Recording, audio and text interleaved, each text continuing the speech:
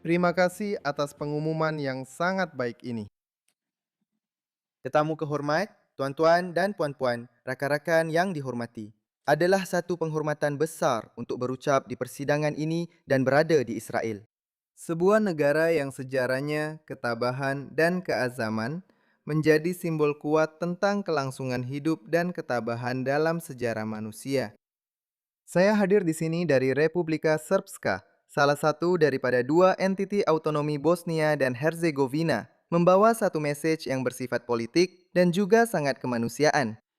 Ia adalah satu mesej tentang kebebasan, tentang kedaulatan, tentang beban ingatan sejarah, kekuatan identiti, dan tanggung jawab kita untuk mempertahankan diri daripada kuasa-kuasa yang mengancam keamanan, kestabilan, malah kewujudan kita sendiri. Kita sedang melalui satu tempoh transformasi geopolitik yang mendalam. Andaian-andaian yang membentuk susunan antarabangsa selepas Perang Dingin sedang dicabar. Ancaman keselamatan yang dahulunya dianggap serantau, kini telah menjadi global.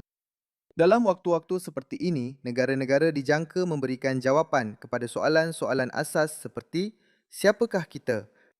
Nilai apa yang kita pertahankan? Apakah pengajaran yang telah kita pelajari daripada sejarah? Dan sejauh mana kita bersedia untuk mempertahankan kebebasan kita? Israel telah berdepan dengan persoalan-persoalan ini sejak kelahirannya, dikelilingi oleh permusuhan dan sering dicabar oleh mereka yang bukan sahaja mempersoalkan dasarnya, tetapi juga haknya untuk wujud. Israel telah menunjukkan sesuatu yang luar biasa, bahawa sebuah negara boleh kekal demokratik, inovatif, makmur dan bebas, walaupun berdepan dengan ancaman keselamatan yang berterusan. Orang Yahudi telah belajar melalui berabad-abad penindasan bahawa untuk terus hidup memerlukan kekuatan, perpaduan, keyakinan diri dan pemahaman yang jelas tentang perbezaan antara kebaikan dan kejahatan. Antara mereka yang menginginkan hidup bersama dan mereka yang mencari kemusnahan. Kisah Israel mengajar kita satu pengajaran penting yang sangat dekat di hati rakyat Serbia dari Republika Srpska. Rakyat tidak boleh menjadi pemerhati pasif sejarah sementara orang lain menentukan nasib mereka. Our histories. Sejarah kita berbeza, namun terdapat persamaan yang ketara antara pengalaman kita. Kedua-dua rakyat Yahudi dan Serbia telah melalui zaman kepupusan, penganiayaan, pengusiran, pemfitnahan serta percubaan untuk menghapuskan atau menulis semula pengalaman sejarah kita. Kedua-duanya belajar bahawa ingatan sejarah bukanlah satu beban tetapi satu keperluan. Kedua-duanya belajar bahawa kebebasan tidak boleh diserahkan kepada orang lain dan kedua-duanya juga belajar bahawa kedaulatan bukanlah konsep undang-undang yang abstrak tetapi syarat penting untuk kelangsungan politik dan negara.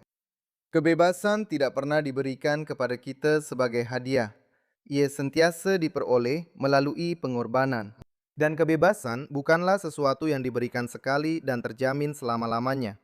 Ia mesti sentiasa dipertahankan secara politik, moral, institusi, dan apabila perlu, secara fizikal. Setiap generasi mesti memperoleh hak untuk memeliharanya dan mewariskannya dengan penuh kehormatan kepada generasi seterusnya. Mungkin tiada tempat lain di mana pemahaman bersama ini lebih jelas kelihatan selain dalam tragedi abad ke-20. Bangsa Yahudi telah mengalami Holocaust. Bangsa Serbia telah mengalami pembunuhan beramai-ramai di negara merdeka Kroasia.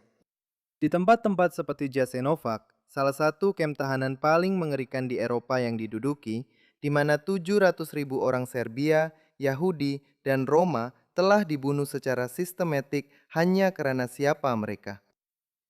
Mangsa-mangsa tersebut berasal dari komuniti yang berbeza, tetapi kejahatan yang menyasarkan mereka adalah sama.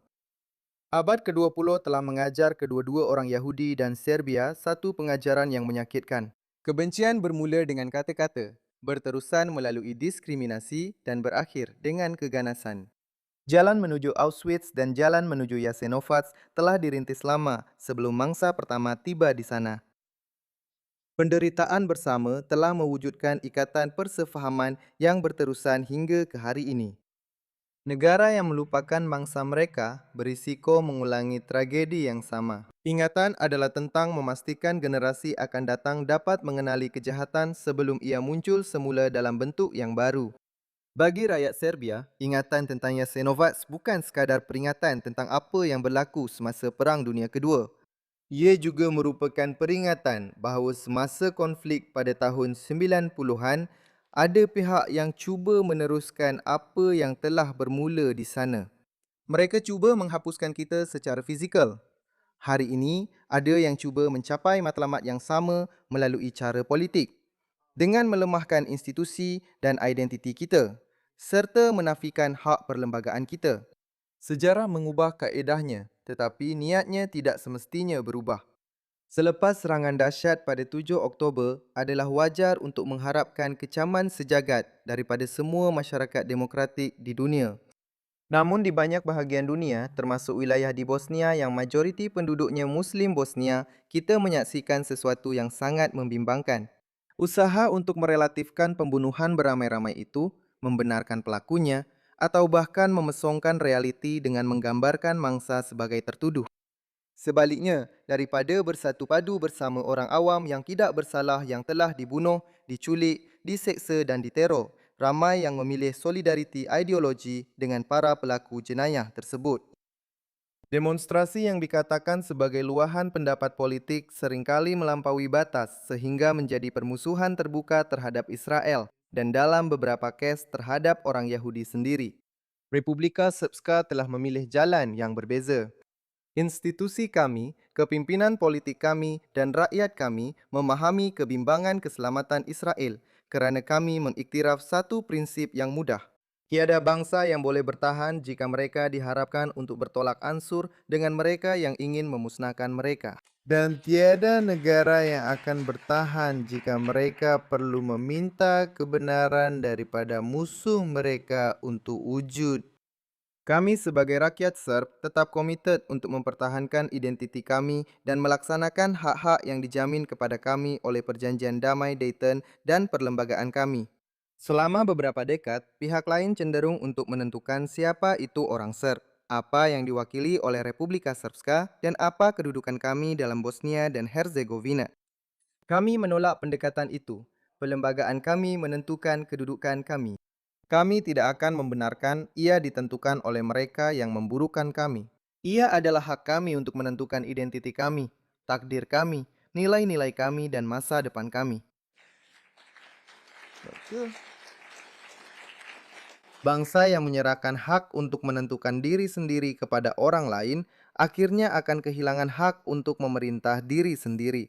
Prinsip ini amat penting bagi kami di Bosnia dan Herzegovina. 30 tahun selepas Perjanjian Damai Dayton menamatkan perang, Bosnia dan Herzegovina masih merupakan sebuah negara yang bergelut dengan persoalan kedaulatan, keabsahan dan kebertanggungjawatan demokratik. Terlalu kerap, halayak antarabangsa hanya mengakui akibat krisis politik di Bosnia dan Herzegovina sambil mengabaikan puncanya. Dan ia bukan satu-satunya tempat di dunia di mana perkara ini berlaku.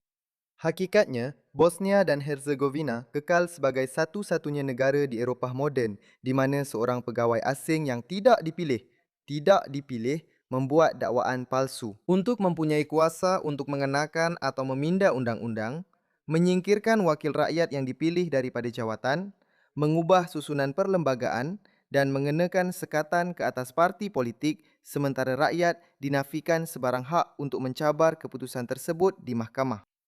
Sebahagian daripada pengalaman kami tidak dapat dibayangkan dalam masyarakat demokratik.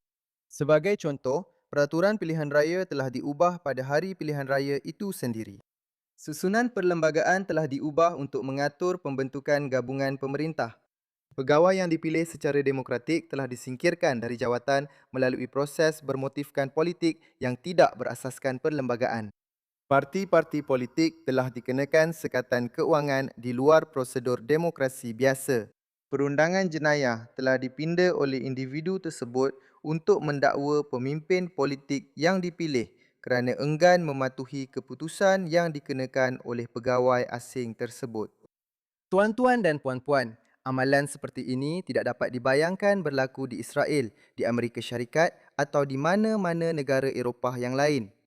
Ya, ia seringkali dianggap perlu apabila dilaksanakan di Bosnia dan Herzegovina. Apabila Republika Srpska menentang amalan dan langkah-langkah yang dahsyat seperti ini, kami digambarkan sebagai pemberontak yang merosakkan Bosnia dan Herzegovina. Republika Srpska secara konsisten menyokong dialog, tertib perlembagaan dan menghormati perjanjian damai Dayton. Kami percaya bahawa penyelesaian yang berkekalan hanya boleh dicapai melalui persetujuan dalaman, bukan melalui paksaan dari luar. Di sebalik perdebatan perlembagaan, terdapat satu lagi cabaran yang memerlukan renungan yang jujur. Kesukaran yang dihadapi oleh Bosnia dan Herzegovina hari ini tidak dapat difahami sepenuhnya tanpa mengambil kira warisan pergerakan Islam radikal yang memasuki negara itu semasa perang pada tahun 90-an. Beribu-ribu mujahidin asing tiba dari Timur Tengah, Afrika Utara dan Asia dan ramai yang memilih untuk terus tinggal di sana selepas konflik berakhir. Ada yang malah memperoleh kewarganegaraan di sana. Rangkaian yang mereka bina tidak hilang begitu sahaja selepas perjanjian damai ditandatangani. Pengaruh ideologi mereka berterusan lama selepas perang, membentuk sebahagian lanskap sosial dan politik Bosnia. Di sini, peranan Iran wajar diberi perhatian khusus kerana ia bukan sekadar pemerhati pasif dalam konflik di Bosnia. Struktur ketenteraan Iran, perkhidmatan perisikan, penasihat dan organisasi yang berkaitan mempunyai kehadiran yang kuat di Bosnia semasa perang. Prasarana dan hubungan yang diwujudkan sepanjang tempoh itu telah meninggalkan kesan politik dan ideologi yang berkekalan. Sehingga hari ini, wakil rasmi Iran dan pihak lain di Sarajevo secara terbuka memperingati dan memuliakan apa yang dipanggil syahid dan penggembala, sementara upacara-upacara ini sering digambarkan sebagai tindakan memperingati sejarah. Pada masa yang sama, mereka mengukuhkan naratif ideologi yang lebih luas dan mengekalkan pengaruhnya di Bosnia. Isunya bukanlah agama itu sendiri. Isunya terletak pada ideologi radikal dan ekstremisme politik yang mempergunakan agama sebagai alat untuk mobilisasi, radikalisasi, dan akhirnya konflik. Matlamat gerakan-gerakan seperti ini adalah untuk mengubah agama menjadi ideologi politik dan negara menjadi alat penguasaan agama. Cabaran ini bukanlah sesuatu yang baru di Bosnia maupun di tempat lain. Akar ideologi visi ini dalam konteks Bosnia boleh dikesan dalam penulisan Alija Izetbegovic, pemimpin Muslim Bosnia pada tahun 90-an, yang berhujah bahawa tidak mungkin wujud keamanan atau kewujudan bersama antara pemerintahan politik Islam dan institusi bukan Islam. Sudah tentu, visi ini pada asasnya tidak selari dengan prinsip-prinsip demokrasi pluralistik. Namun, malangnya, sesetengah pembuat dasar barat telah cuba meyakinkan kita dan mungkin juga meyakinkan diri mereka sendiri bahawa gerakan-gerakan seperti ini boleh dilembutkan atau dikawal.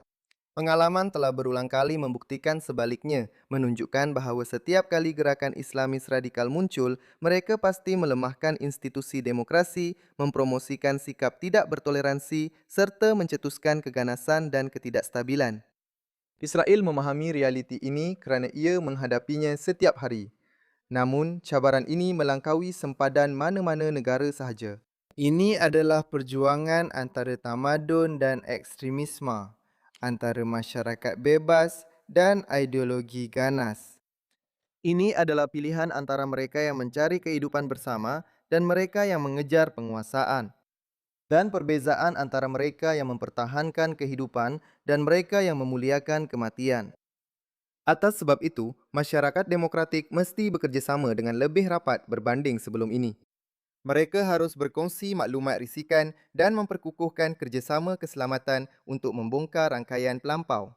Rakyat Serbia tahu daripada pengalaman pahit bahawa mereka yang ingin kami lenyap jarang sekali hilang sendiri. Mereka hanya menukar kaedah mereka. Dalam satu abad, mereka cuba menghapuskan kami melalui kem tahanan dan pembunuhan beramai-ramai. Dalam abad yang lain, melalui kejuruteraan politik, penulisan semula sejarah dan cubaan untuk melucutkan hak-hak kami yang dijamin oleh perlembagaan dan perjanjian antarabangsa. Itulah sebabnya Republika Srpska tetap komited untuk mempertahankan identitinya, kedudukan perlembagaannya dan legitimasi demokratiknya. Bukan kerana kami mencari konfrontasi, Tetapi kerana sejarah telah mengajar kami bahawa kebebasan hanya akan kekal apabila ada orang yang bersedia untuk mempertahankannya. Kebenaran ini sangat diketahui oleh kedua-dua bangsa Serbia dan Yahudi. Tanggungjawab kita adalah untuk membentuk masa depan kita sendiri, melindungi nilai-nilai kita, dan bekerja sama untuk membina dunia yang lebih selamat untuk generasi akan datang. Marilah kita berdiri bersama. Marilah kita terus berdiri bersama menentang antisemitisme dan ekstremisme.